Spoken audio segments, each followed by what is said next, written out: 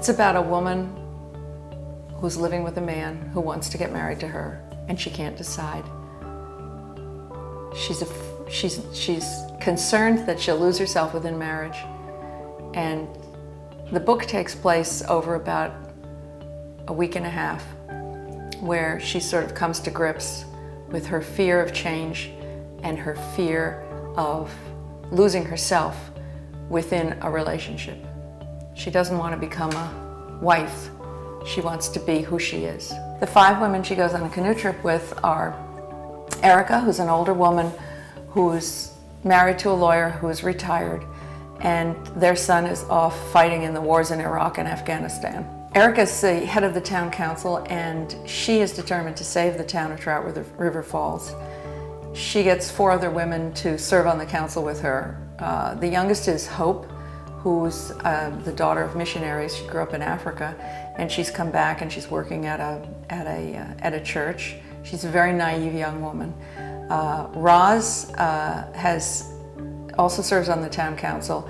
She has been married twice. She has 2 college-age kids, and she doesn't ever want to get married again, but she likes to fool around.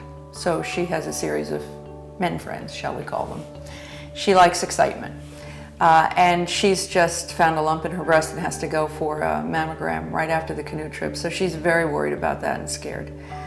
Charlene is a professional who's completely devoted to her career. She has a significant other who they have separate houses, but they are together. But they've never thought of getting married, and they don't want to have children, and she's just found out she's pregnant. And she's 39, and this is the problem she's working on. Should she have the baby? Shouldn't she have the baby? What's this going to do to her? It's going to turn her whole life upside down. Then there's Valerie, is the 5th woman on the canoe trip. She's a former model. She still does some modeling. She's married to a plastic surgeon. They are members of the country club, and they do all that stuff, and she's just found out that he's having an affair with a 20-something-year-old who works at the pro shop. So she's pretty angry. And her problem is that she's getting older, and she always thought of herself as sort of arm candy, and she doesn't know what else she has to offer. And the other final female character who comes in towards the end of the book is an elderly woman. She's a widow. She lost a son in Vietnam, her only child. She lives alone. She's very wealthy. She owns half the town of Trout River Falls. Her great-great-great-grandfather founded the town. There's a defunct mill that her family used to run.